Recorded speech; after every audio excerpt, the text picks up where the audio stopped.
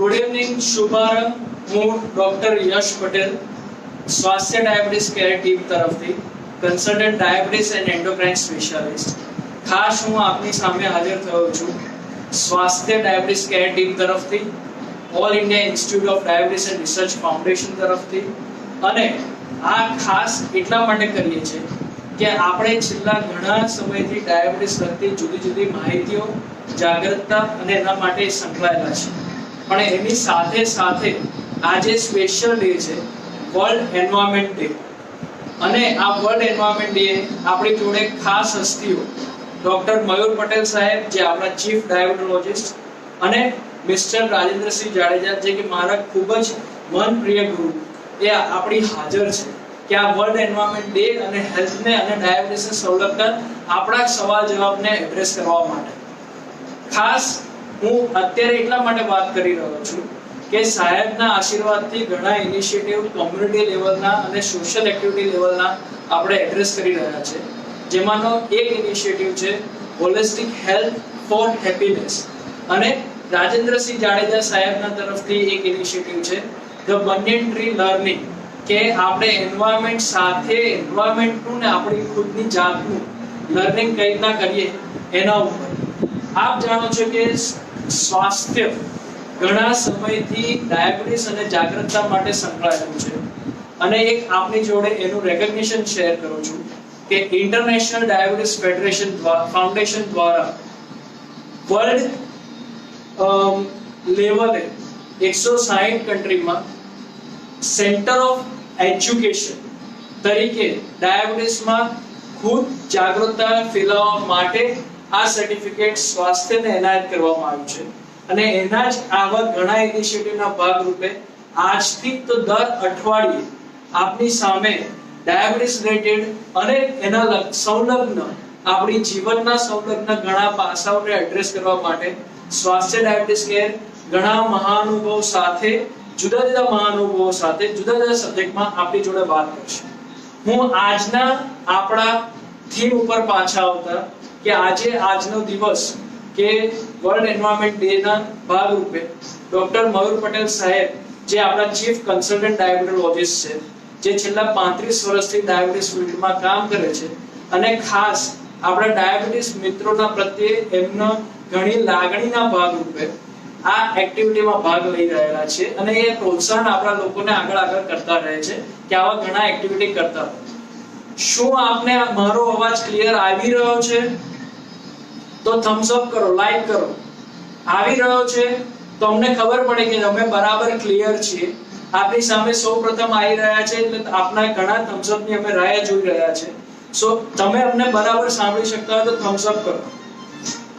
ખાસ એમાં કે સાહેબ આપણી જોડે ડાયાબિટીસની વિવિધતા વિશે વાત કરવા અને આપણા ડાયાબિટીસ લગતા વિવિધ ડાયાબિટીસમાં ડાયવર્સિટીનું શું ઇમ્પોર્ટન્સ છે એના ઉપર આજે આપણી જોડે વાત કરી રહ્યા છે.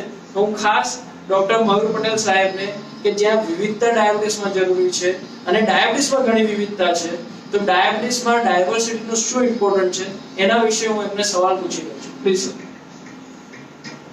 ડોક્ટર મયુર પટેલ સાહેબ માટે. નમસ્કાર મિત્રો. ડોક્ટર યશભાઈ, ખૂબ ખૂબ આભાર આ ઇનિશિયેટિવ લેવા માટે. ડાયાબિટીસમાં મુખ્યત્વે બે પ્રકાર છે, ટાઈપ 1 ડાયાબિટીસ અને ટાઈપ 2 ડાયાબિટીસ. પણ હું એની વાત કરવા નથી આવ્યો આજે. અમારે 35 વર્ષની જે ડાયાબિટીસના નિષ્ણાત તરીકેની જે કારકિર્દી છે, એમાં લગભગ 3.5 લાખ પેશન્ટ્સ, જે ડાયાબિટીસ વાળા મિત્રો, એની સારવાર કરતા જે ઉત્તરોત્તર અનુભવ થયો એની હું વાત કરીશ. મારા માટે બધા જ ડાયાબિટીસ વાળા મિત્રો અલગ અલગ છે, કારણ કે એમનું જીનેટિક બેકગ્રાઉન્ડ જુદું છે, એમનું ફેમિલી બેકગ્રાઉન્ડ જુદું છે. કોઈ યુવાન છે, કોઈ વૃદ્ધ છે, કોઈ મિડલ એજના છે, કોઈ સ્ત્રી છે, કોઈ પુરુષ છે. એમની ખાવાની પેટર્ન જુદી છે, ખાવાની લાઇકિંગ ડિસલાઇકિંગ જુદી છે, એમની એક્સરસાઇઝ કરવાની પેટર્ન જુદી છે, એમની ફિઝિકલ એક્ટિવિટી જુદી છે. કોઈની ડિમાન્ડિંગ જોબ છે, કોઈ ફિલ્ડમાં કામ કરે છે, કોઈ ટેબલ જોબ કરે છે, કોઈનું વજન વધારે છે, કોઈનું વજન ઓછું છે, કોઈનું વજન વધી રહ્યું છે, કોઈનું વજન ઘટી રહ્યું છે, કોઈનો બાંધો મોટો છે, કોઈનો બાંધો નાનો છે, કોઈ તમાકુ ખાય છે, કોઈ સિગરેટ પીવે છે, કોઈ દારૂ પીવે છે, કોઈ નથી પીતો, બિલકુલ કોઈ અસર નથી, કોઈને હૃદયની બીમારી છે, કોઈને કિડનીની બીમારી છે, કોઈને પગમાં ગેંગ્રીન થયું છે, કોઈને આંખમાં ઓછું દેખાય છે, બધી વિવિધતા છે. એટલે ડાયાબિટીસના વાળા બધા મિત્રો અમારા માટે અલગ અલગ છે. હું ખાસ કહેતો હોઉં છું, કોઈ એક જ સરખા જો ડાયાબિટીસના દર્દીઓ હોય અને એક જ સરખી ટ્રીટમેન્ટ હોય તો નજીક કેમિસ્ટ દવા નહીં કરે, ડોક્ટર જોડે શું કરવા જવું પડે. સાથે સાથે આ બધા જ ડાયાબિટીસ વાળા મિત્રોની અંદર ડાયાબિટીસની દવાની બી વધઘટ અસર આવે છે. તમે જોજો, તમે પોતે ઓબ્ઝર્વ કર્યું છે કે ડાયાબિટીસની દવાની આડઅસર બી અલગ અલગ આવે છે, જે ખૂબ અગત્યની વાત છે. વધુ અમે એક ઓબ્ઝર્વ કર્યું છે કે સામાન્ય રીતે નજીકના વર્તુળોમાં કોઈને ડાયાબિટીસ છે, એનો ડાયાબિટીસ ઓછી દવાથી કાબુમાં આવી ગયો હોય અને બીજા ડાયાબિટીસ વાળા દર્દીનો ડાયાબિટીસ કાબુમાં ન આવતો હોય તો સામાન્ય રીતે એ લોકો અંદર સલાહ મશવરા કરીને જ્યારે ડાયાબિટીસ કંટ્રોલમાં એની દવા ચાલુ કરે છે. એવું જરૂરી નથી, એવું ઘણી વખત નુકસાનકારક પણ થઈ શકે. માટે ડાયાબિટીસમાં ડાયવર્સિટીને ઓળખો અને અનુરૂપ દવા કરો. ખાસ મયુર પટેલ સાહેબે આપણી જોડે જે વાત કરી એમાં જુદા જુદા પ્રકારના આપણા વૈવિધ્યને સંબોધીને જે વાત કરી એમની જોડે ખાસ આપણે ફરીથી બી પહોંચીશું કે ખોરાકમાં આપણા ગુજરાતી સમાજમાં થી લઈ વધારે આપણા કહેવાય ઇન્ડિયન નેશનાલિટીમાં ઘણા વેરિએશન હોવાના લીધે શું આવે છે આપણે સાહેબ જોડે ફરીથી બી જાણીશું. એના ઉપર હાલમાં આજે આપણી જોડે ખાસ હાજર થયેલા રાજેન્દ્રસિંહ જાડેજા સાહેબ કે મારા મનપ્રિય સાહેબ કે જેમણે મને ભણવા કરતા ગણતા વધારે શીખવાડ્યું, જેને મને પેટ વધારતા કરતા ઘટાડતા વધારે શીખવાડ્યું, જેમણે મને દુનિયાને કુદરત તરીકે જોતા શીખવાડ્યું, એવા કે જે આપણા ચીફ કહેવાય કે coordinator centre of environment education માંથી અને જે ખાસ જાણીતા છે કે ઇન્ડિયા લેવલે કેમ્પિંગ માટે એવા રાજેન્દ્રસિંહ જાડેજા સાહેબ જોડે આપણે આજના વર્લ્ડ એન્વાયરમેન્ટ ડે નું શું મહત્વ છે, એમાં બાયોડાયવર્સિટી એટલે શું અને એનું શું મહત્વ છે એ ખાસ જાણીશું. આપણે રાજેન્દ્રસિંહ જાડેજા સાહેબ જોડે વાત કરીશું. નમસ્તે મિત્રો, દર વર્ષે 5મી જૂને વિશ્વમાં લગભગ 101 દેશોની અંદર વર્લ્ડ એન્વાયરમેન્ટ ડે અથવા તો આપણે ગુજરાતીમાં જેને વિશ્વ પર્યાવરણ દિવસ કહીએ છીએ એ ઉજવાય છે. દર વર્ષે યુનાઇટેડ નેશન્સ જે છે એ અલગ અલગ થીમ આપે છે. આ વર્ષે જે થીમ આપી છે એ time for nature biodiversity. Biodiversity એટલે શું? તો બાયોડાયવર્સિટી મારા પ્રમાણે બે શબ્દ છે, બાયો અને ડાયવર્સિટી. ગુજરાતીમાં કહીએ તો જૈવિક વિવિધતા. બાયોની અંદર પશુ, પક્ષી, વનસ્પતિ, સરીસૃપ, સૂક્ષ્મ જીવાણુ, માઇક્રો ઓર્ગેનિઝમ, વાયરસ બધું જ આવી જાય. અને દુનિયાના જે 17 દેશો છે હોટસ્પોટ્સ કે જ્યાં ખૂબ બાયોડાયવર્સિટી છે એમાંનો ભારત એક છે. અને આપણી પાસે બે મોટા વિસ્તાર બાયોડાયવર્સિટીના છે, વેસ્ટર્ન ઘાટ્સ અને નોર્થ ઈસ્ટ અથવા તો ઉત્તર પૂર્વીય જે બધા રાજ્યો છે, આસામ, મેઘાલય, અરુણાચલ એ બધાની અંદર. આપણે ખાલી ચાવલની અલગ અલગ જાતોની વાત કરીએ તો દુનિયાની અંદર 40,000 રાઈસ વેરાયટી છે. અત્યારે મેંગોની સીઝન ચાલે છે તો દુનિયાની અંદર 500 મેંગોની સીઝન છે. હવે શું થયું છે, મનુષ્ય જે છે એ પોતાની બુદ્ધિમત્તા અથવા તો જે પણ ગણો એના કારણે આ ડાયવર્સિટી ઓછી થતી જાય છે. આપણે મનુષ્ય પોતે પણ બાયોડાયવર્સિટીનો એક ભાગ જ છે. મનુષ્ય અને બાયોડાયવર્સિટી અથવા તો કુદરત અને મનુષ્ય એ અલગ નથી. મનુષ્ય એકનો નાનો એક જીવ જ છે. બાયોડાયવર્સિટીનું જે સમગ્રતા જો તો એની અંદરનો એક જીવ છે. હવે બાયોડાયવર્સિટી શું કામ?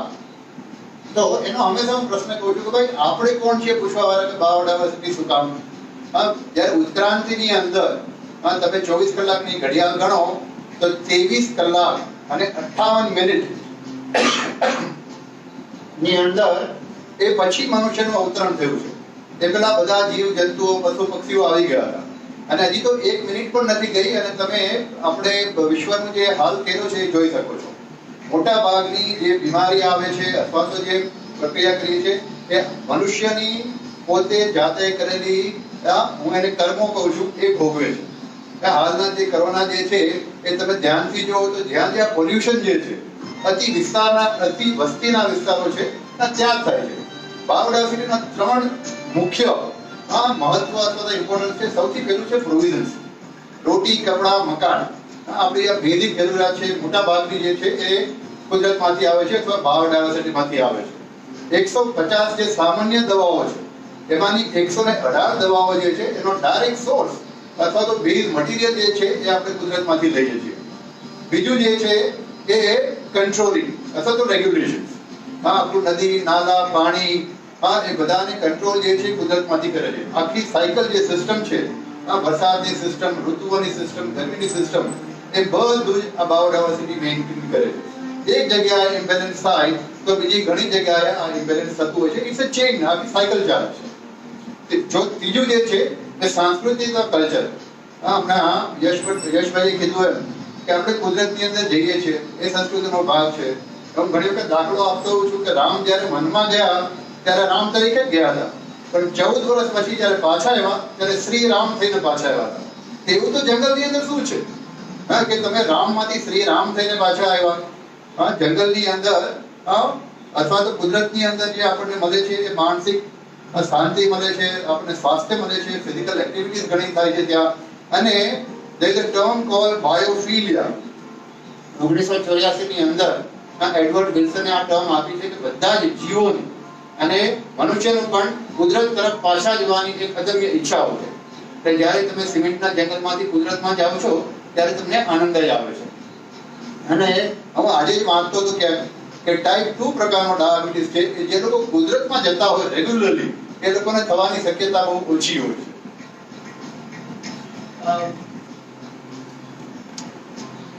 થેન્ક યુ સાહેબ. અને તમે જાણી શકો છો કે આપણા જે હાજર હસ્તીઓ છે એમને એમના ફિલ્ડમાં કેટલું નોલેજ છે, કેટલી ગહનતા છે. ખાસ આ કોરોનાના સમયમાં કે જ્યારે આપણી જોડે કેવાય રિસોર્સિસ મર્યાદિત છે, તે મર્યાદિત સમયમાં બી એમણે ખાસ સમય કાઢીને આપણી જોડે વાર્તાલાપ કરવા માટે આવ્યા છે. એમના ઘણા આપણા સવાલોને એડ્રેસ કરવા માટેની આતુરતા એમણે દાખવી છે. એના માટે આપણે ખૂબ ધન્યવાદ કરીએ છીએ.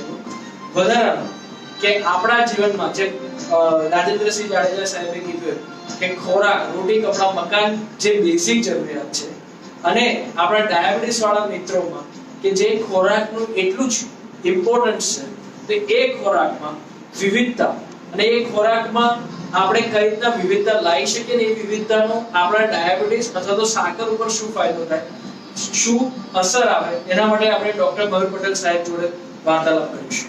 પ્લીઝ. ડાયાબિટીસ વાળા મિત્રો જ્યારે બી મને બતાવવા આવે એક સવાલ અચૂક પૂછે કે સાહેબ પરેજ શું રાખવાની. બધાના ઘરમાં ખોરાક જુદો હોય છે, બધાના લાઇકિંગ ડિસલાઇકિંગ જુદા હોય છે, બધા જ એક પ્રકારનું ખાવાનું ઘરમાં બનતું નથી, બધા જ દિવસમાં સરખું ખાવાનું બનતું નથી, બધાને બી વિવિધતા જોઈએ છે. સાથે સાથે મન થાય અને આપણા ગુજરાતમાં ખાસ દરેક ખૂણામાં, દરેક ઈચ એન્ડ એવરી કોર્નર ગુજરાતની અંદર એની સ્પેશિયાલિટી જુદી છે. કોઈ જગ્યાએ ગાંઠિયા વખણાય, કોઈ જગ્યાએ ફાફડા વખણાય, કોઈ જગ્યાએ જલેબી વખણાય, કોઈ જગ્યાએ દાબેલી વખણાય. આ સાથે સાથે ઘરમાં અને બહાર ગુજરાતી ખાવાનું, પછી સૌરાષ્ટ્રી થાળી, પછી રાજસ્થાની થાળી, પછી ચાઇનીઝ ફૂડ, પછી મેક્સિકન ફૂડ, પછી કોન્ટિનેન્ટલ ફૂડ, પછી ઇટલીના પિઝા, થાઈ ફૂડ, આ બધી વેરાયટી લોકોને જોઈએ છે, લોકોને વિવિધતા જોઈએ છે. પણ સાથે સાથે ડાયાબિટીસ બી સાચવવાનું છે અને હેલ્ધી બી રહેવાનું છે અને આખા ઘરને તંદુરસ્ત રાખવાનું છે. રાજેશસિંહ જાડેજા સાહેબે જે કહ્યું એ જોડે હું સહમત છું અને હું ઘણી વખત કહેતો હોઉં છું કે તમારો રોગ પ્રિવેન્ટ કરવો હોય તો ગો બેક ટુ નેચર. જુદી રીતે વાત કરું છું, બધાને રોજિંદી જીવનમાં જંગલમાં જવાનું કે એવા નેચરલ પ્લેસમાં જવાનું શક્ય નથી હોતું, પણ એટલું તો શક્ય હોય છે કે આપના ઘરની અંદર 2 પેઢી પહેલા ઘરમાં શું કરતા હતા એ જ વસ્તુ તમે કરો. શું ખોરાક ખાતા હતા, શું દૈનિક પ્રવૃત્તિ કરતા હતા, અને એક કૌટુંબિક વાતાવરણ એવું હતું, સંયુક્ત કુટુંબમાં રહેતા અને ટેન્શન ફ્રી વાળું જીવન જીવતા હતા. જો એટલું કરશો તો પણ તમારો ડાયાબિટીસ ઓછી દવાએ કાબુમાં આવશે. અમારો કાયમ પ્રયત્ન રહ્યો હોય છે કે તમે ઓછી દવાએ ડાયાબિટીસ કાબુમાં રાખો અને વગર આળસને નોર્મલ આનંદભર્યું તંદુરસ્ત જીવન જીવો. મયુર પટેલ સાહેબે જે ખાસ વાત કરી ને, એમાં ખાસ આપણા ડાયાબિટીસ વાળા મિત્રો માટે છે કે જે આપણે રૂટીનલી ખાવા માટે પ્રયત્ન કરતા હોઈએ ને, તે જોઈએ છે કે આપણી સામે ચોઈસ હોય ને કે બિસ્કિટ છે, થેપલા છે કે ફ્રૂટ છે, તો આપણો સૌથી પહેલા હાથ કઈ બાજુ જાય છે? એ જાય છે બિસ્કિટ બાજુ. કેમ કે ઇઝીલી છે, પ્રિપેર્ડ છે, આપણને એવું લાગે કે આપણે એવી રીતના ટ્રેન થયેલા છે. સામે વસ્તુ છે કે નિયમ શું છે ખાવાનો, કે જો પ્રેફરન્સ હોય તો ફેક્ટરી મેડ ફૂડ કરતા હોમમેડ ફૂડ સારું, અને હોમમેડ ફૂડ કરતા ફાર્મ પ્રિપેર્ડ ઓર એન્વાયરમેન્ટલ ફૂડ એનાથી વધારે સારું, જે આપણા સાકર માટેથી લઈ, આપણા પોષણ માટેથી લઈ, આપણા રોગ પ્રતિકારક શક્તિથી લઈ, આપણા શરીરના બંધારણ માટે એટલું જ જરૂરી છે. આના માટે જેમ વાત કરીએ છીએ કે જેટલું ફાર્મ બેઝ કે એન્વાયરમેન્ટલ ફૂડ આપણા માટે ઇમ્પોર્ટન્ટ છે, એવી રીતના છે કે આપણા માટે એન્વાયરમેન્ટ અને હેલ્થ અને એન્વાયરમેન્ટ કઈ રીતના સંલગ્ન છે, એ બાબત માટે આપણે ખાસ રાજેન્દ્રસિંહ જાડેજા સાહેબને એમના તરફનું આપણા માટે જ્ઞાન પ્રકાશિત કરે એટલા માટે ધ્યાન કરીશ પ્લીઝ. મારા મત મુજબ હમણાં જ આપણા વડાપ્રધાન સાહેબે કીધું કે લોકલ માટે વોકલ થાવ. હું એમ કહું છું કે લોકલ જે ઉગે છે એ જ ખાવ. આજથી અહીંયાથી તમે 1000 કિલોમીટર દૂર અથવા તો 5000 કિલોમીટર દૂર આપણી પાસે ટ્રાન્સપોર્ટની વ્યવસ્થા છે, એટલે આપણે એ ફૂડ ના ખાવું જોઈએ મારા પ્રમાણે. કારણ કે ઉત્ક્રાંતિની અંદર જ્યારે તમારે ઇવોલ્વ થાવ છો, એ તમારે ફૂડનું ચેન્જ જે છે એની સાથે ઇવોલ્વ થાવ છો. દાખલા તરીકે સૌરાષ્ટ્રના માણસોને જે આજની તારીખમાં બાજરાનો રોટલો નો મને એક ક્રેવિંગ થાય, અને 3-4 દિવસ એમ થાય કે કશું ખાધું નથી મેં. ઘણી વખત હું વિચાર કરતો મને આવું કેમ થાય છે. પછી મને ખ્યાલ આવ્યો કે મારા પૂર્વજો જે છે એ બધા આ જ ખાધા, અને ધેટ સૂટ્સ મી. એટલે મયુર સાહેબે જે વાત કરી કે આજથી 2 પેઢી પહેલા ઘરમાં શું થતું હતું, આપણે ભલે રોજ જંગલમાં જવું અથવા દરિયા કિનારે જવું એ શક્ય નથી, પણ આપણા ઘરમાં સૂર્યપ્રકાશ આવે એટલું તો શક્યતા છે. ઇવન લોકડાઉનની અંદર ઘરમાં તો ચાલી શકાય, અને લોકડાઉનમાં સારામાં સારો ઉપયોગ કર્યો ઘરની અંદર રોજ 3 કલાક એક્સરસાઇઝ કરવાનો. ઘરની અંદર તમે જેમ જાનવરો ઝૂની અંદર ચાલે છે, પાંજરાની અંદર બિચારા પ્રાણી ઘરની અંદર ચાલવું પડતું, કારણ કે મનાઈ કરી. પણ જ્યાં પણ તડકો અવેલેબલ છે, આ સૂર્યપ્રકાશ જરૂરી છે આપણા માટે. આપણને શું સૂટ થાય છે, અને હું હંમેશા જે ફૂડ જે છે એને 25-25-25-25 કરીને 100 માં વિભાગ કરું છું. એમાં 75% ખાવાનું, 25% ખાલી રાખવાનું. 50% જમવાનું, 25% પાણી અને 25% એમ્પ્ટી. ફૂલ એટલે આપણને જ્યાંથી બસ હવે એક કોળિયો પણ નહીં ખવાય એટલું ખાવું નહીં. અને બધાની અલગ પ્રકૃતિ હોય છે, જે આપણને થોડા સમયમાં ખ્યાલ આવી જાય. તમે ધ્યાનથી ઓબ્ઝર્વ કરો પોતાની જાતને, તો તમને ખબર છે કે તમને અમુક વસ્તુ સૂટ થાય, અમુક વસ્તુ નથી થતી.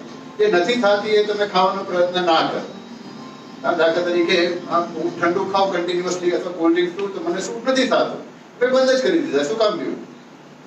એટલે આપણને જે અનુકૂળતા આવે, અને કુદરતની જે સાયકલ છે, આપણે મનુષ્ય બધા દિવસના જાનવર છીએ, રાતના વહેલા સૂઈ જાઓ, આ આપણી પ્રક્રિયા છે. એનાથી તો તમારે આપણે તમે માંદા પડવાનો છે, રોગને આમંત્રણ આપો છો. આપણું શરીરનું નિર્માણ થયું છે જ્યારે જે સમય ઉત્ક્રાંતિમાં એ એક્સરસાઇઝ માટે થયેલું છે, અને તમે એક્સરસાઇઝ ના કરો કોઈ પણ ફોર્મની અંદર તો તકલીફ આવવાની છે. જેટલું લાંબુ જીવો, હું કહું છું કે જેટલું લાંબુ જીવો એટલી બીમારી વધુ આવવાની, કારણ કે કુદરતને મંજૂર નથી. કુદરતની અંદર કોઈ પણ જાનવર જે છે એ ઓલ્ડ એજ સુધી પહોંચતું નથી. આપણે લાંબા સમય સુધી સ્વસ્થ રહેવું હોય તો કુદરતના છે એને પાલન કરો તો તમે લાંબા સમય અને દવા વગર જીવી શકાય છે. આ મારો ખુદનો અનુભવ છે. ખાસ રાજેન્દ્રસિંહ જાડેજા સાહેબે એક્સપિરિયન્સ એમનો શેર કર્યો ને કે 3 દિવસે બી બાજરાનો રોટલો તો ખાધા વિના ચાલે નહીં. એમ અમે દુનિયા પર ફરીએ ને અહીંયા હોય તો બહારનું ખાવાનું યાદ આવે, અને દુનિયાના કોઈ બી ખૂણે હોય તો ઘરની રોટલી ભાખરી યાદ આવે. અને કેમ ભાખરી ભરીને જઈએ છીએ અત્યારે ખબર. બીજું એ જ ભાગરૂપે કે દુનિયાના કોઈ બી ખૂણે હોઈએ, સાહેબે આગળ મયુરભાઈ સાહેબે આપણને વાત કરી કે આપણા ખોરાકમાં વિવિધતા જરૂરી છે. તો દુનિયાના કોઈ બી ખૂણે આપણને એન્વાયરમેન્ટલ બેઝડ ફૂડ તરત મળી રહે છે, કે જે શાકાહારી ફ્રૂટ કહીએ કે ફ્રૂટ જે આપણું શાકાહારનો એક ભાગ છે. તો એ શાક આપણે જોડે જે અત્યારે સવાલો હાજર છે એમાં ખાસ પૂછી રહ્યા છે કે ફ્રૂટ આપણા ડાયાબિટીસ વાળા મિત્રોને કયા ખાઈ શકાય અને કયા ના ખાઈ શકાય. તો હું આપ સૌને પૂછું છું, આપના મંતવ્ય કયા ફ્રૂટ આપણે ખાવા જોઈએ અને કયા ફ્રૂટ ના જ ખવાય. તો કયા ફ્રૂટ ના જ ખવાય આપ શ્રી અંદર કોમેન્ટ કરો પ્લીઝ. અને ત્યાં સુધી આપણે સાહેબને પૂછીએ, તમને અંદર લખવાનું કહું છું, કોમેન્ટ કરો કે આપણે કયા ફ્રૂટ ના ખવાય. અને આપણે સાહેબને પૂછીએ કે આપણા ફ્રૂટમાં વિવિધતા કઈ રીતના જરૂરી છે, ડાયાબિટીસમાં કયા ફ્રૂટ આપણે ખાઈ શકીએ અને કયા ફ્રૂટ ના ખાઈ શકાય, અથવા તો ખાલી એક જ ફ્રૂટ ખાવું કે કઈ રીતના ખાવું. સાહેબને ડોક્ટર મયુર પટેલ સાહેબ આપણને જવાબ આપશે. ડોક્ટર યશભાઈએ ખૂબ સરસ વાત કરી અને જાડેજા સાહેબ જોડે હું સંમત થઉં છું. એક તો ભગવાને બનાવેલી વસ્તુમાં કાયમ ફાયદો થાય છે. એટલે ડાયાબિટીસ વાળા મિત્રો તથા તંદુરસ્તી જાળવવા જે હેલ્થ કોન્શિયસ પીપલ છે એ લોકો માટે ખાસ વાત કરું. ગ્રીન સલાડ, કાકડી, ટામેટા, ગાજર, મૂળા, ફ્રૂટ્સ અને થોડા પ્રમાણમાં ડ્રાય ફ્રૂટ શરીર માટે ખૂબ જરૂરી છે. એટલે એને તમે યોગ્ય માત્રામાં યોગ્ય સમયે ઉપયોગ કરતા રહેજો. જ્યારે ફ્રૂટની વાત કરી છે ત્યારે એક આજથી બધા જે લોકો વડીલો છે તો ખબર છે, લગભગ 25-30 વર્ષ પહેલા જાડેજા સાહેબ બી મારી જોડે એગ્રી થશે કે ફ્રૂટ નતા મળતા. ઘરમાં પપૈયું આવે તો પપૈયું એટલું જ મળે કે પપૈયું આવે તો એમ કે ઘરમાં કોઈ દર્દી છે. આજે ફ્રૂટ્સનું મહત્વ સમજે છે, જાણે છે અને બધી જ જાતના ફ્રૂટ્સ અત્યારે મળે છે. એટલે ખાસ વાત કરું કે ફ્રૂટ્સ ખાવા શરીરને માટે હિતાવ છે. પણ ઘણી વખત અમારા મિત્રો કહેતા હોય છે કે અમદાવાદમાં ફ્રૂટ્સ એટલા મળતા નથી. એટલે હું ખાસ અમારી જોડે ડોક્ટર ઈનાબેન છે એટલે ખાસ વાત કરું કે અમદાવાદમાં અને ખાસ કરીને અમારા ડાયાબિટીસ વાળા મિત્રોને કયા કયા ફ્રૂટ્સ મળે છે એનું વાત કરશે. નમસ્કાર મિત્રો, આજે વર્લ્ડ એન્વાયરમેન્ટ નિમિત્તે ફ્રૂટ એક બહુ જ અગત્યનું આપણું ફૂડ છે. આપણે જો જોઈએ તો ગણી ન શકાય એટલા ફ્રૂટ્સ મળે છે. જેમ જાડેજા સાહેબે અનાજની ડિફરન્ટ વેરાયટીઝ કહી, એમ એક જ ફ્રૂટની પણ ડિફરન્ટ વેરાયટી હોય છે. પણ બેઝિક કરવા જઈએ તો નારંગી, મોસંબી, સફરજન, દાડમ, જામફળ, પાઇનેપલ, પપૈયું, તરબૂચ, ટેટી, રાસબેરી, સ્ટ્રોબેરી, ચેરી, લીચી, દ્રાક્ષ, જાંબુ, બોર, પેરુ, પીચ, નાસપતિ, કાયણ, ખારેક, કીવી, ડ્રેગન ફ્રૂટ, ફાલસા, ગુંદી અને કેરી, કેળા, ચીકુ, સીતાફળ. આનાથી પણ બીજા ઘણા બધા વધારે ફ્રૂટ્સ મળતા હોય છે. હેલ્ધી માણસે દરરોજ ફરજિયાત મિનિમમ એક ફ્રૂટ ખાવું જોઈએ. અને સાહેબે કહ્યું એમ ડાયાબિટીસ વાળી વ્યક્તિએ પણ દિવસમાં મિનિમમ એક ફ્રૂટ ખાવું જોઈએ, કાં અડધું સવારે અને અડધું સાંજે. ફ્રૂટ કેટલું ખાવું એ પણ સાહેબ જણાવે, અથવા તો હું આપને વાત કરું કે એક નોર્મલ સાઈઝનું ફ્રૂટ ખાવું જોઈએ. સપોઝ જે ફ્રૂટ મોટા છે, સપોઝ આ સફરજન છે કે નારંગી છે, તો એ સાઈઝનું એક ફ્રૂટ ખાવું જોઈએ. જે ફ્રૂટ મોટા છે એટલે કે પપૈયું, પાઇનેપલ, તરબૂચ ને તે, તો એને કટ કરીને આટલા એક બાઉલમાં માં એટલા એટલે કે આટલી સાઈઝમાં જેટલા માં એટલા ફ્રૂટ ખાવા જોઈએ. જે ફ્રૂટ નાના છે એટલે કે દ્રાક્ષ, જાંબુ, બોર કે દાડમ, તો એને પણ એક આટલી કટોરીમાં ભરીને એટલા જ ખાવા જોઈએ. ફ્રૂટ્સ માટે વાત કરવા જઈએ તો કલાક પણ ઓછો પડે એવો છે, પણ આજના સમયમાં અત્યાર પૂરતું આટલું મારા માટે સીમિત છે. Thank you. જેમ મેડમે વાત કરી ને એમ સાહેબ ડોક્ટર મયુર પટેલ સાહેબ, રાજેન્દ્ર સાહેબ, ડોક્ટર ઈના મેડમ પટેલ સાહેબ, મેડમ અને આપણા સમગ્ર સ્વાસ્થ્ય ડાયાબિટીસ કેર ટીમ તરફથી ખાસ એમ કહેવામાં આવે છે કે an apple a day keeps doctor away, અને એના માટે કે આ an apple a day keeps doctor અવેના ભાગ રૂપે જ કે આ એજ્યુકેશનલ એક્ટિવિટી તમારી સામે રાખીએ છીએ કે તમે સ્વસ્થ રહો અને એના ભાગ રૂપે આપણો સમાજ સ્વસ્થ રહે.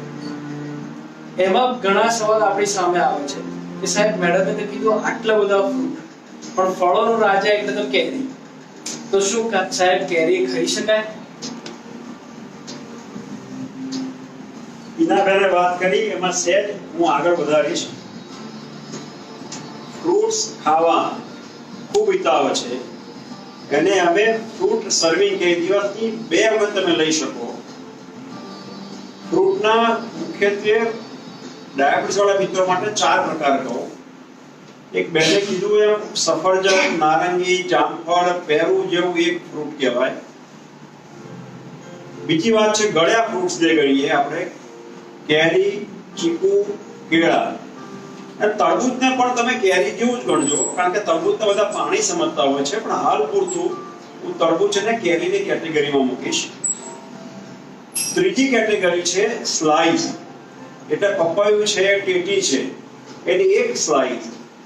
ચોથું છે બેરીઝ, એટલે બોર છે, દ્રાક્ષ છે, એને બેરીઝ કહેવાય. જો મોટા હોય તો 10, નાના હોય તો 15.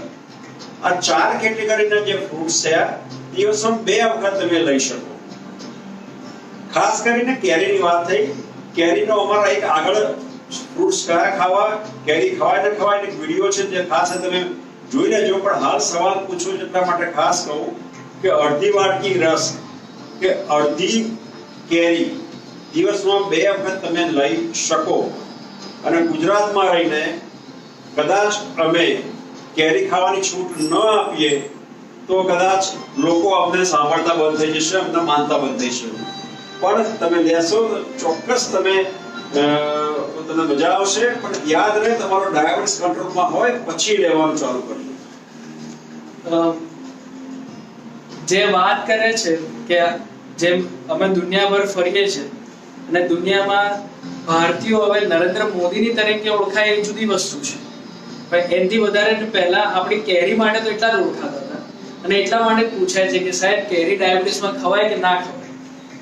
આમ જેમ ફ્રૂટની સાહેબે વાત કરી કે આપણા ફળો જે છે, મને એ દિવસો યાદ આવે છે કે ત્યારે હું 7 વર્ષનો હતો, 12 વર્ષનો હતો, અને એનાથી આગળ જેમ જેમ મોટા થયા અને પર્યાવરણ એક્ટિવિટીમાં ભાગરૂપે રાજેન્દ્રસિંહ જાડેજા સાહેબ જોડે અમે જતા હતા, ત્યારે એન્વાયરમેન્ટમાંથી એટલે કે રસ્તામાંથી, વનમાંથી ક્યાંય ઝાડ દેખાય અને એમાંથી એ ફળ તોડીને એમને સમજાવીને અમને ખવડાવતા હતા. એ જે હતું જ્ઞાન, એના ભાગરૂપે એક ઇનિશિયેટિવ ચાલુ કર્યું છે કે ધ બનિયન ટ્રી લર્નિંગ. એના વિશે હું ખાસ સાહેબને કહીશ કે એમના પાછળનું માર્ગદર્શન તમે જે આપો છો અને જે અમે બધા ઘડાઈએ છીએ તેનું કંઈક તમે અમને જ્ઞાન વધારે આપી શકો. બહુ ટૂંકમાં કહું તો હું ગ્રેટ આઉટડોર ક્લાસરૂમ્સ કહું છું. જેમ સ્કૂલ હોય જેમાં બધા દિવાલ હોય, 4 દિવાલ હોય, બિલ્ડિંગ હોય, કુદરતની અંદર બધા જ પરિબળો, દરિયો હોય, પહાડ હોય, જંગલ, ડેઝર્ટ, રણ, આ બધા ઓપન એર ક્લાસરૂમ્સ છે. અને ત્યાં 24 કલાક કશું ને કશું નવું થતું હોય છે. there is lot of excitement. ગમે ત્યાંથી પક્ષી નીકળે, કોઈ જાનવર જોવા મળે. અને મેં અગાઉ પણ કીધું બાયોફિલિયા જે છે, કુદરતના તમે એપ્રિશિએટ કરતા શીખો. ખાસ કરીને યંગ જનરેશન છે જે શોપિંગ મોલ્સ અને એમાંથી વસ્તુ ખરીદતા હોય છે, એ લોકોને લિંક ખબર નથી કે દૂધ ક્યાંથી આવે છે. તો એ લોકો આખી લિંક જોઈ શકે. હમણાં જ કોઈ પ્રશ્ન પૂછ્યો છો કે આ લોકડાઉન દરમિયાન જે પર્યાવરણ ઉપર જે અસર થઈ છે સારી, સો પોઝિટિવ, એ લર્નિંગ જે છે એ પોસ્ટ લોકડાઉન પછી શું થશે? મારું માનવું એવું છે અત્યારના જલંધરથી હિમાલય દેખાય છે, અથવા તો ગંગાનું પાણી શુદ્ધ થઈ ગયું છે, હરિદ્વારમાં તમે નાહી શકો છો, અથવા તો ગંગાનું પાણી પી શકાય છે. પણ જેવું લોકડાઉન પૂરું થયું એટલે હું એને આપણે શોર્ટ ટર્મ મેમરી લોસ કરું છું. આ 3-4 મહિનામાં જે પણ કમ્પલસરી જે સિવિક ડિસિપ્લિન આપણામાં આવી હતી એ બધું જ ભૂલી જવાનું અને વિટામિન એમ ની પછી પાછા લાગી જવાના. અને એ જ આખું ચક્કર કે ભાઈ હજી ચાલશે, હજી આપણે પર્યાવરણનું ધ્યાન નહીં રાખે, હું એકલાથી શું થાય. પણ હું હંમેશા કહું છું કે શરૂઆત પોતાથી કરો, સ્વથી કરો. બીજાને કહેવા કરતા સ્વથી કરો. અને જો બધા જ કરે તો સારું. અને અમુક વસ્તુ તો સરકાર પોતે પણ કરી શકે. એટલે ઉદ્યોગનું જે છે એ કેમ 365 દિવસ એ લોકોના અફ્લુઅન્ટ ટ્રીટમેન્ટ પ્લાન્ટ જે છે એ ના થઈ શકે. મોટા મોટા શહેરોના આ જે અફ્લુઅન્ટ જાય છે નદીઓની અંદર એ કેમ ના થઈ શકે. આપણે કરોડો રૂપિયા કરીને પ્રોજેક્ટ કરીએ છીએ પોલ્યુશનના. આ 3-4 મહિનામાં ખાલી માણસને એમાંથી કાઢી નાખો તો ઓટોમેટિક આખી જે સાયકલ જે છે એ ફરીથી રીબૂટ ઉપર આવી ગઈ. હવા સત થઈ ગઈ, આકાશની અંદર અત્યારે ચોખ્ખું બધું દેખાવા માંડ્યું. અમદાવાદની અંદર અમુક સ્ટાર્સ હું ઘણા વર્ષો પછી જોઉં છું. એટલે આ બધા જે છે એ પોઝિટિવ આવ્યા છે. હોપફુલી હું પ્રાર્થના કરું છું, અપેક્ષા રાખું છું, આશા રાખું છું કે ઇવન પોસ્ટ લોકડાઉન પૂરું થઈ જાય અને મનુષ્યો આ સિવિક સેન્સ જે છે એ ચાલુ રાખે અને આવું ને આવું પર્યાવરણ રહે એવી આશા. ખાસ રાજેન્દ્રસિંહ જાડેજા સાહેબે આપણને જે વાત કરી કે માણસને ત્યાંથી પાછો ખેંચી લઈએ તો એન્વાયરમેન્ટની સ્વચ્છતાથી લઈ રિયલ એન્વાયરમેન્ટ આપણી સામે આવે છે. અને કદાચ આપણે એમ કહીએ છીએ કે આ કોરોના અને લોકડાઉન સાથે આપણે ન્યૂ નોર્મલમાં જોઈએ છીએ, પણ પર્યાવરણ તો એ બેક ટુ નોર્મલ થાય છે. અને એ ભાવનાઓ અને એ પર્યાવરણ સાથે જીવવા માટે આપણે કઈ રીતના સ્વસ્થ રહીએ અને એ પર્યાવરણને સ્વસ્થ રાખીએ એ આપણી જવાબદારી છે. સાહેબ જે પર્યાવરણનું જ્ઞાન આપે છે અને એને આપણે જીવનમાં ઉતારીએ અને એને આગળ વધારીએ, એટલી જ સાથે કે પર્યાવરણ સાથે આપણે સ્વસ્થ રહેવા માટે આપણામાં ફિઝિકલ એક્ટિવિટી અને એક્સરસાઇઝ એ એટલો જ ભાગ લે છે. તો આપણે આ લોકડાઉનના સમયમાં, આ ન્યૂ નોર્મલ સમયમાં અને આ રિયલ ન્યૂ એન્વાયરમેન્ટ સાથે કઈ ફિઝિકલ એક્ટિવિટી અને એક્સરસાઇઝમાં ભાગ લઈ શકીએ અને પાર્ટિસિપેટ કરી શકીએ એના માટે સાહેબ જોડે વાત કરીશું. ડોક્ટર મયુર પટેલ સાહેબ. આગળ જાડેજા સાહેબે જે વાત કહી એ જ વાત કરું કે કસરતનું શરીરના સ્વાસ્થ્યને જાળવવા માટે ખૂબ જ મહત્વ છે. કસરતને તમે દૈનિક પ્રવૃત્તિના ભાગરૂપે સ્વીકારો. એમણે કહ્યું એમ મેં પણ લોકડાઉન દરમિયાન રોજની મિનિમમ 2 કલાક એક્સરસાઇઝ કરી છે. એક્સરસાઇઝનો સમય હોય તો જરૂર એક્સરસાઇઝ કરો, કાં તો દૈનિક પ્રવૃત્તિ એવી કરો જેમાં એક્સરસાઇઝ થઈ જાય. પહેલા તો મિનિમમ 30 મિનિટ, મિનિમમ 5 દિવસ અઠવાડિયામાં તમારે કસરત કરવી જોઈએ. આ મિનિમમની વાત કરું.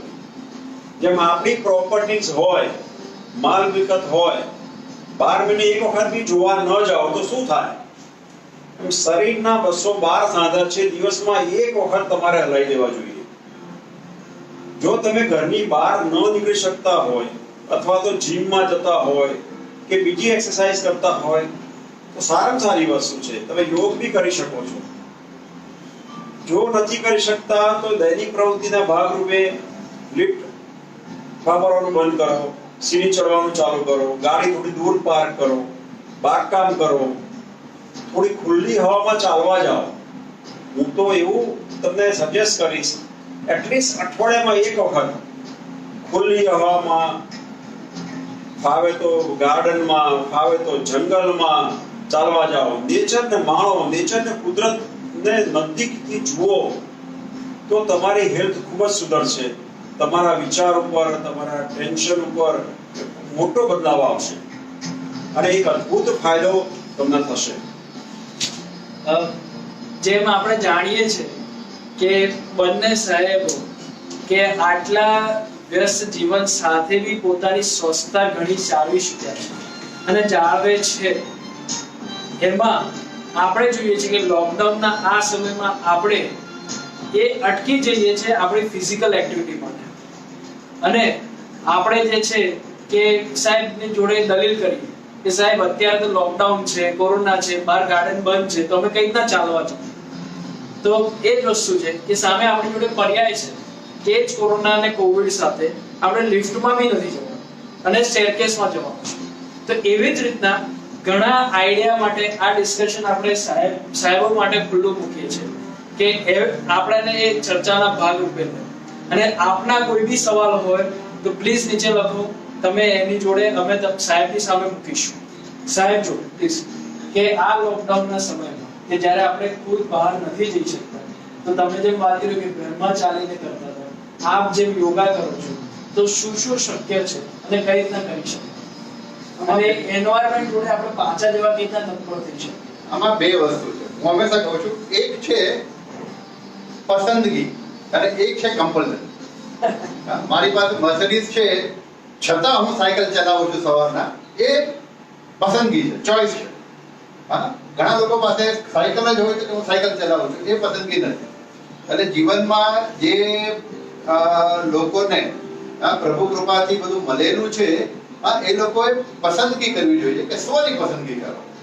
અને જ્યાં સુધી આ બેઝિક મટીરિયલ જેના દ્વારા તમે બધું જ કરો છો, બોડી અથવા આપણું શરીર છે કે જેના દ્વારા હું બધું જ કરું છું, આ નહીં હોય તો ઘણી વખત હું કહું છું કે ખુદા મેં હું તો તું બી હે. એટલે આ શરીરને જો મીડિયમ જે છે એને જો આપણે સ્વસ્થ નહીં રાખીએ, ફિટ નહીં રાખીએ, એનું ધ્યાન નહીં રાખવું, એનું કોઈ કેર નહીં રાખવું, અને એના માટે શું છે, મેં અગાઉ પણ કહ્યું હતું કે કુદરતના જે નિયમો જે છે એ અફર છે. એટલે એ કુદરતના નિયમ પ્રમાણે જો હું ચાલું તો મારું માંદું અથવા તો ડિઝીઝ થવાની શક્યતા બહુ ઓછી છે. અમુક યુ કેનોટ હેલ્પ ઇટ, અમુક હેરિટેજ હોય છે, હેરિડિટરી હોય છે, ધેટ યુ કેનોટ હેલ્પ, પણ એમાં પણ તમે ડિલે ડેફિનેટલી કરી શકો છો. રેગ્યુલર, અને સાહેબે કીધું એમ 5 દિવસ minimum 30 minutes, that is the minimum. પણ સમય હોય તો તમે, હું ઘણી વખત કહેતો જો અમેરિકન પ્રમુખને સાયકલ ચલાવવાનો ટાઈમ મળે તો મને તો મળે, હું એટલો બિઝી નથી, બરાબર છે ને? આ સમય આપણા માટે કાઢવાનો, આપણે બીજા માટે કાઢવાનો નથી.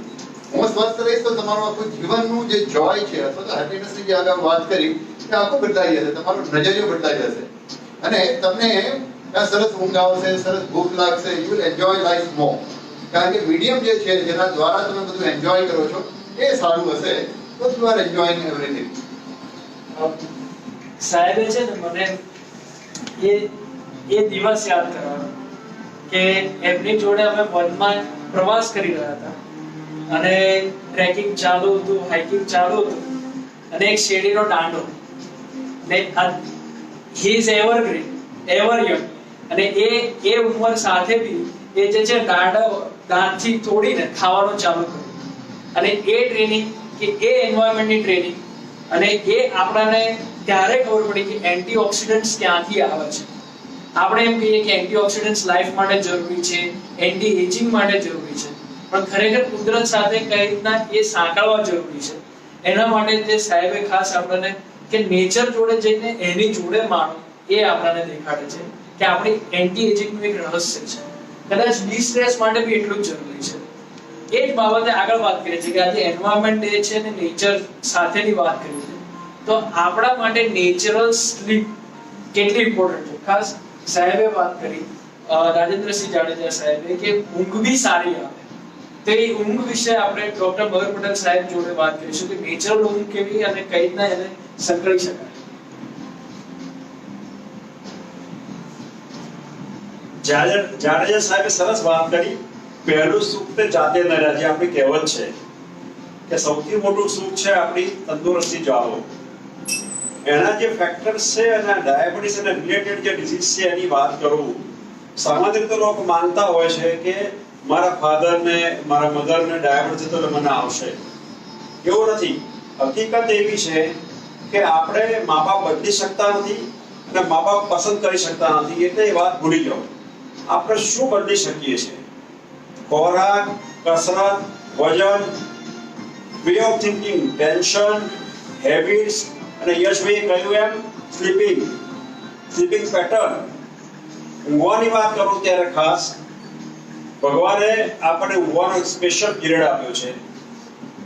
10 થી 6 નો પીરિયડ કે 8 કલાક, જે હાલના સંજોગો, હાલની આપણી જે રેડીકરણી હોય એના અનુરૂપ કહું છું, 10 થી 6 8 કલાકનો પીરિયડ છે, એની અંદર તમે ઊંઘી જાઓ. થોડા વહેલા ઊંઘી જાઓ તો બી સારામાં સારું છે, પણ 8 કલાક, કોઈને 6 કલાક ઊંઘ જોઈએ, પણ 8 કલાક, મેક્સિમમ 8 કલાક ઊંઘ લો તમે. પણ જે ઊંઘ લો આ પીરિયડમાં લો તો ખૂબ સારું છે. વહેલા ઊંઘવું બી જરૂરી છે અને વહેલા ઉઠવું બી જરૂરી છે. ઘણી વખત ધર્મમાં અને ઋષિમુનિઓ જે કહે છે કે થોડા વહેલા ઉઠો, તો શક્ય હોય તો 3 વાગે 4 વાગે ઉઠીને પણ તમે મેડિટેશન યોગ કરી શકો છો. પણ જો શક્ય ના હોય તો એટલીસ્ટ સૂર્યોદય થાય પહેલા તમે ઉઠી જાઓ. જેમ સાહેબે વાત કરી ને કે આપણો સૂર્યોદય અને સૂર્યાસ્ત સાથે ઊંઘ અને દિવસ સાથે આપણી ઊંઘનું શું સંલગ્નતા છે, તો રાજેન્દ્રસિંહ જાડેજા સાહેબ અમને એક ખાસ જ્યારે કુદરત સાથે કરતા હોઈએ ત્યારે એ જાણ કરતા હતા કે આ સૂર્યોદય સવારના સૂર્યોદય વખતનો કલરવ છે અને આ સૂર્યાસ્ત વખતના બળકોલ છે કે એનિમલ કોલ છે. તો કુદરત અને સરકારી રીધમ એટલે આપણે ઊંઘવા જાગવાની જે ક્રિયા છે એને શું રિલેશન છે એ વિશે થોડું કુદરત વિશે અને એની ઊંઘ સાથેનું સંલગ્ન રાજેન્દ્રસિંહ જાડેજા સાહેબથી આપણે જાણીશું. મુખ્યત્વે મારા પ્રમાણે બે પ્રકારના જીવો છે. એક છે નિશાચર. મેં ઘણા બધા માણસોને પણ નિશાચર કહેતો હોઉં છું. ઘુવડ, દાખલા તરીકે કેટ ફેમિલીની અંદર જે છે એ સાંજ પડે એટલે એ લોકો એક્ટિવેટ થાય અને સવારના જેવો ડે લાઇટ થાય એટલે એ લોકો સુસ્ત થઈ જાય. બધા હ્યુમન બીંગ જે છે આપણે બધા પ્રાઇમેટ્સ માંથી આવેલા છીએ, એટલે આપણે સવારના સનરાઈઝ થી સનસેટ સુધી માં આપણું શરીર જે સૌથી સારું ઓપરેટ કરી શકે. એની વિરુદ્ધ તમે અભ્યાસો થયેલા છે કે જે લોકો નાઇટ ટ્રાવેલ કરે છે, રાત્રિ બારીમાં નોકરી કરે છે, ઉદ્યોગોમાં જાય છે, એ લોકોનું સ્વાસ્થ્ય આજે નહીં તો કાલે ખરાબ થવાનું જ છે. અને તમે ઉજાગરો કરો 1 દિવસ 2 દિવસ 3 દિવસ 4 દિવસ, બિયોન્ડ ધ લિમિટ તમે ઊંઘ વગર ચાલી જ ના શકે. અને સાહેબે કીધું એમ 8 કલાક 10 થી 6 અથવા તો વહેલું શક્ય હોય તો 9 થી 6. અને ઊંઘ હંમેશા હું કહું છું ઊંઘતા પહેલા અડધી પોણી કલાક તમે સ્વિચ ઓફ કરનાર. છેલ્લી રાતના ઊંઘતા પહેલા ટીવી ની અંદર મારામારી વાળું મ્યુઝિક જોવું એની કરતા કુટુંબના સભ્યો સાથે વાતો કરો, થોડુંક વાંચન કરી શકાય, મેડિટેશન કરી શકાય અને ધીરે ધીરે તમે સ્લો ડાઉન થવાની કોશિશ કરશો તો તમને સારી ઊંઘ આવશે. અને ડીપ સ્લીપ જે છે એની અંદર યુ આર નોટ ધેર. એ સમય 6 કલાક 8 કલાકનો જે છે એક મેડિટેશન જેવો સમય છે કે when you are not there at all. તમે જાગો ત્યારે તમને ખબર પડે કે 6 કલાક થઈ ગયા કે 8 કલાક મને ઠીક નથી ગયા, અને ત્યારે તમારી બોડી જે છે રિકવર કરે છે. ઊંઘ વગર ચાલતું નથી. અને આપણે એ સ્વીકારવું જ પડશે કે આપણે બધા ડે ટાઈમ જાનવરો છે. રાતના સાંજ પછી હું તો બધાને સલાહ આપતો હોઉં છું કે સાંજના 5 વાગ્યા પછી કોફી છે, ચાય છે, જેવા જે તમને એક્સાઇટ કરે છે એવા ડ્રગ્સ ના લો, એવા પીણા ના લો, એવા કેફી દ્રવ્ય પણ ના લો જે તમારી ઊંઘની પેટર્ન જે છે એ ડિસ્ટર્બ કરે. બહુ દિવસ ઠીક છે, વાંચવાનું હોય, રાતના ડ્રાઇવિંગ કરવાનું હોય, once in a while it is okay, પણ not on a regular basis.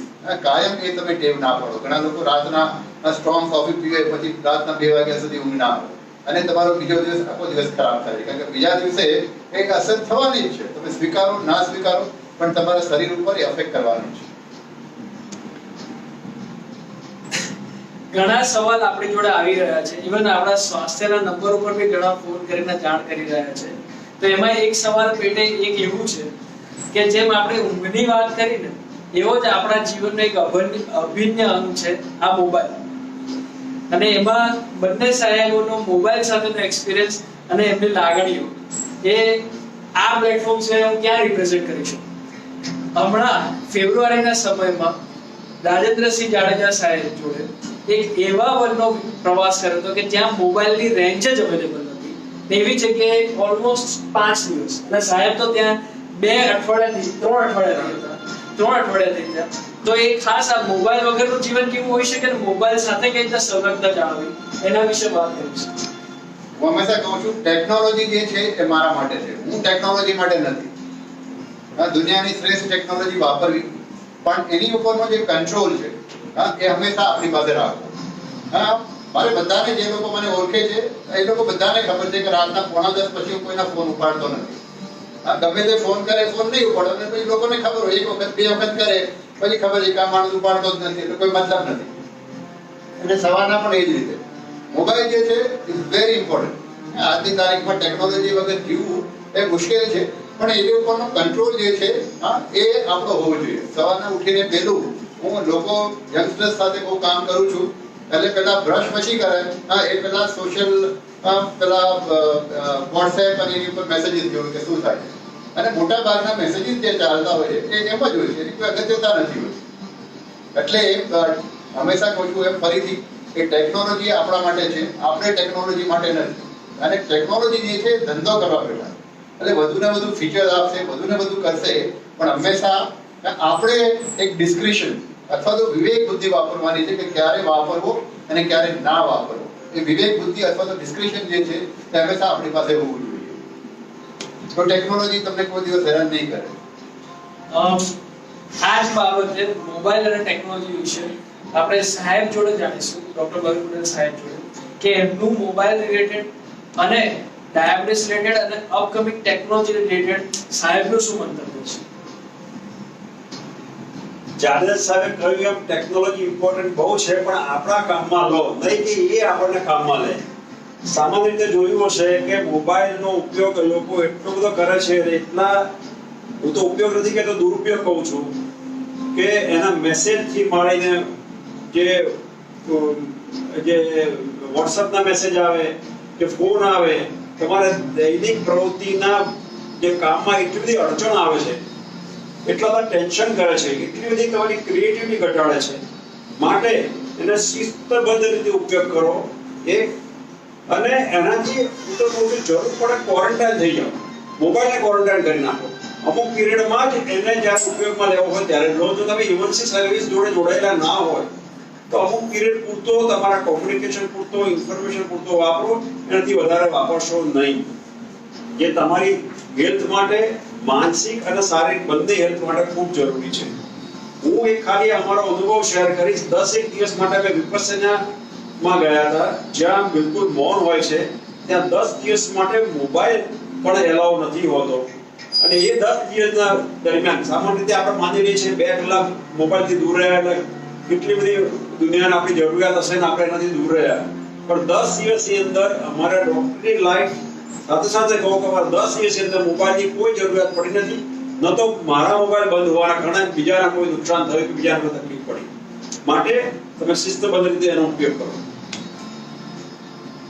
આ વર્લ્ડ એન્વાયરમેન્ટ ડે ના ભાગરૂપે જે આપણને ટેકનોલોજી સાથે અને આપણા પર્યાવરણ સાથે જોડવા માટેનું એક વસ્તુ છે, જે આપણે ખુદ છીએ ને આપણા ખુદ સાથેની સંલગ્નતા રિલેટેડ આ વાર્તાલાપ કરવા માટે આપણી જોડે ડોક્ટર ભરત પટેલ સાહેબ અને રાજેન્દ્રસિંહ જાડેજા સાહેબ આપણી જોડે છે.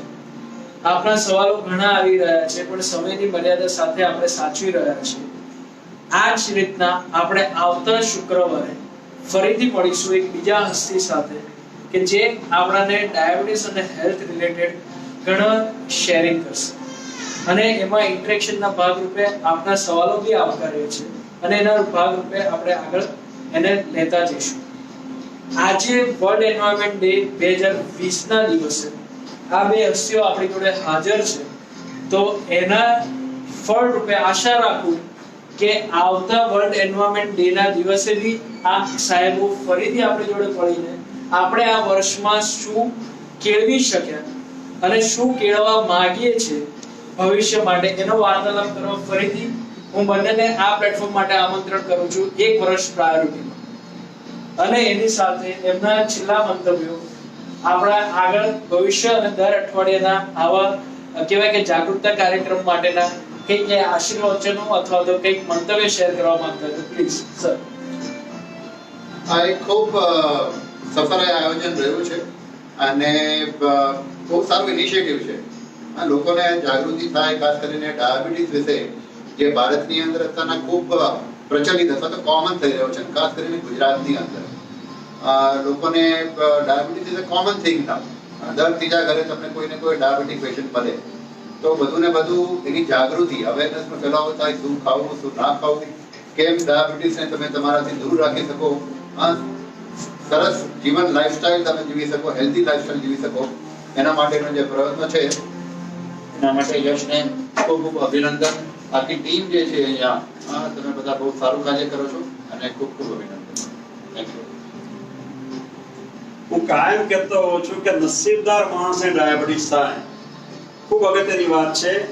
ડાયાબિટીસ ઘરમાં લાવ્યા છો તો એને જાણો, સમજો અને અનુરૂપ થાઓ. જો આગળ મેં જે ચર્ચા કરી પ્રમાણે તમે જો એને ફોલો કરશો તો ઓછી દવાએ વગર આડઅસરે એક ઉલ્લાસ ભર્યું, તંદુરસ્તી ભર્યું દીર્ઘ આયુષ્ય તમે માણી શકશો. અને આ લોકડાઉનના પીરિયડમાં જે તમે એન્વાયરમેન્ટ બચાવવામાં જાણે અજાણે સહયોગ આપ્યો છે, આશા રાખું છું કે એ જ સહયોગ તમે આવનારા વર્ષમાં ચાલુ રાખશો અને આવતા વર્લ્ડ એન્વાયરમેન્ટ ડે દિવસે આ લોકડાઉન દરમિયાન જેટલું આપણું એન્વાયરમેન્ટ સારું છે એટલું જ એન્વાયરમેન્ટ સારું રાખવામાં સહભાગી થશો એવી આશા રાખું છું. Thank you everyone. અને ખાસ આપણા આ પ્રોગ્રામમાં કે જે મહેમાનો હાજર રહ્યા એના માટે આપણે આભારી છીએ. અને એની સાથે આ પ્રોગ્રામની પાછળ કે આ કોરોના સમયમાં સોશિયલ ડિસ્ટન્સિંગ મેન્ટેન કરીને અને આ આખા પ્રોગ્રામને સક્સેસફુલ બનાવવા માટેના વિવિધ આપણા ટીમના મેમ્બર્સ હું આપની સામે રજૂ કરવા માંગુ છું. ડોક્ટર સુશીલ પટેલ કે જે આવતી વખતના પ્રોગ્રામનું એન્કરિંગ કરવાના છે, એમને ઇન્ટ્રોડ્યુસ કરવા કહીશ. પ્લીઝ. આજનો પ્રોગ્રામ ખૂબ સરસ રહ્યો. મોહિત પટેલ સાહેબ અને જાડેજા સાહેબ આપણને એન્વાયરમેન્ટ અને ડાયાબિટીસ સાથે બંને એકબીજા સાથે કેવી રીતે સંલગ્ન છે એના વિશે ખૂબ સારી માહિતી આપી. હું કોંગ્રેચ્યુલેટ કરવા માંગીશ સ્વાસ્થ્ય ડાયાબિટીસ કેરની આખી ટીમને, જેમણે આ ખૂબ સારું ઇનિશિયેટિવ લીધું છે. આવતા શુક્રવારે આપણે ફરીથી કોઈ સારા ટોપિક સાથે કે જે આપણી હેલ્થ સાથે ડાયરેક્ટલી અને ઇનડાયરેક્ટલી ઇન્વોલ્વ છે એના સાથે આપણે મળીશું, એક નવા મહેમાન સાથે, એક નવી હસ્તી સાથે કે જે એમના ફિલ્ડમાં એક્સપર્ટ છે અને આપણને એક્સપર્ટ ગાઈડન્સ આપશે. અને આવતા શુક્રવારે આપણે શાર્પ 6 વાગે આપ સૌને આપના ફેમિલી મેમ્બર સાથે, આપના મિત્રો સાથે અને દરેક વ્યક્તિ જે હેલ્થ માટે કોન્શિયસ છે એ બધાને ઇન્વાઇટ કરવા માટે વિનંતી કરું છું. તો આવતા શુક્રવારે સાંજે 6 વાગે આપણે ફરી મળીએ છીએ આ જ પ્લેટફોર્મ પર, સ્વાસ્થ્ય ડાયાબિટીસ કેર ફેસબુક પેજ પર. Thank you very much. આ જ ટીમના અમૂલ્ય ભાગ કે ડોક્ટર આનલ પટેલ કે જેમણે આપણા બધાના સવાલો અને એના માટેના મોડરેશન માટે ખાસ ભાગ ભજવ્યો. Thank you doctor Aanal madam.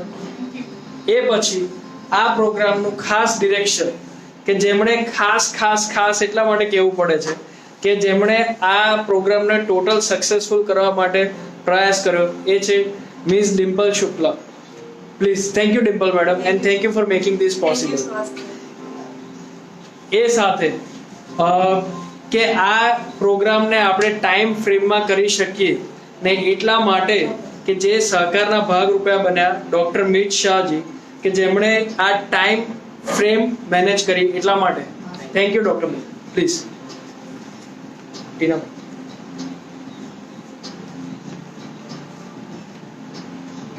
Tinaben કે જે આપણા ફોન કોલ ઉપર આવતા બધા સવાલો એડ્રેસ કરતા હતા and thank you for providing all questions to ourselves. કદાચ કોઈ સવાલ રહી ગયા હોય તો તમે પ્લીઝ અમારા કોલ ઉપર ઇન્ફોર્મ કરી શકો, અમે બીજા સેશનમાં લઈ શકીશું. Thank you Tinaben. ગીતાબેન કે જેમણે આ સંસ્થા માટે અને આ પ્રિમાઇસીસને યોગ્ય રીતના મેનેજ કરવા માટે સહકાર આપ્યો. ગીતાબેન, ટીનાભાઈ, હસુમાસી, કોકીમાસી, દક્ષામાસી અને બબીતાબેન પ્લીઝ. અને આ પ્રિમાઇસીસની કહેવાય અને અમારા લોકોના સૌથી ચહિતા કે જે આ પ્રિમાઇસીસની સુરક્ષા માટેથી લઈ એની માવજત માટે એટલા જ જવાબદાર છે કિરણભાઈ. Thank you.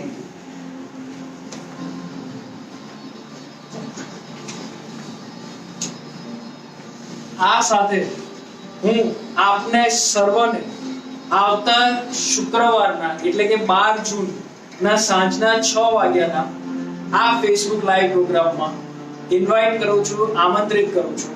એ વખતે નવા હસ્તી સાથે અને નવા એન્કરિંગ સાથે આપ સૌને ડોક્ટર સુશીલ પટેલ, ડોક્ટર યશ પટેલ, ડોક્ટર મયુર પટેલ, રાજેન્દ્રસિંહ જાડેજા સાહેબ અને સ્વાસ્થ્ય ડાયાબિટીસ કેર ટીમ તરફથી આમંત્રિત કરતો હું આપ સૌને આતુરતાથી રાહ જોઉં છું આવતા અઠવાડિયે. Thank you.